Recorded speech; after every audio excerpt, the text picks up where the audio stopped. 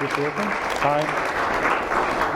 I came to know Peter's work literally 6 clicks away from, close to 6 clicks away from the Jamestown Historic Society's website, and I found Peter's, 20 years is hard to fit in a couple of web pages, I'm gonna guess.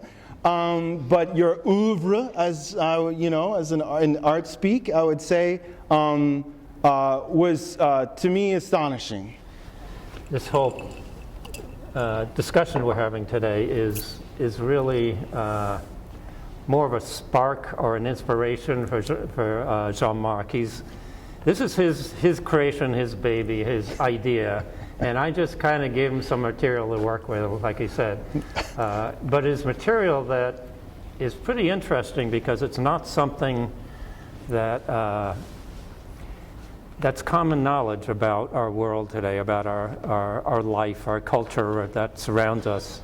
We are surrounded by, for example, the farms in Jamestown, the Hodgkiss farm, the Watson farm. How many of us know actually that these are representative of the slave culture that created Jamestown? All these family names were actually the owners of slaves of Jamestown, who made up 1/3 of the entire population of this town in the 18th century.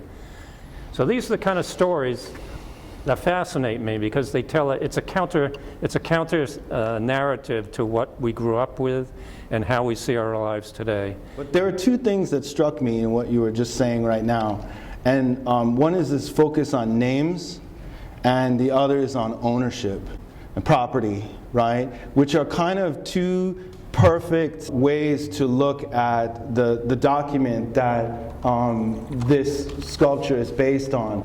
I think what you were just saying is so well epitomized in this document right here. It epitomizes 2 seemingly like diametrically opposite aspects of the same thing, which is on the one hand, you have the sheer brutality in the numbers, in the valuation, in the sheer cold, bloodedness of the business. And then on the other hand, you have these names, Mawuri, Yolanda, like names that these women probably called themselves for the rest of their lives. Literally had nothing but the clothes if you were lucky, but they had their names, which are the sort of last little bit of cultural remnant that we know of.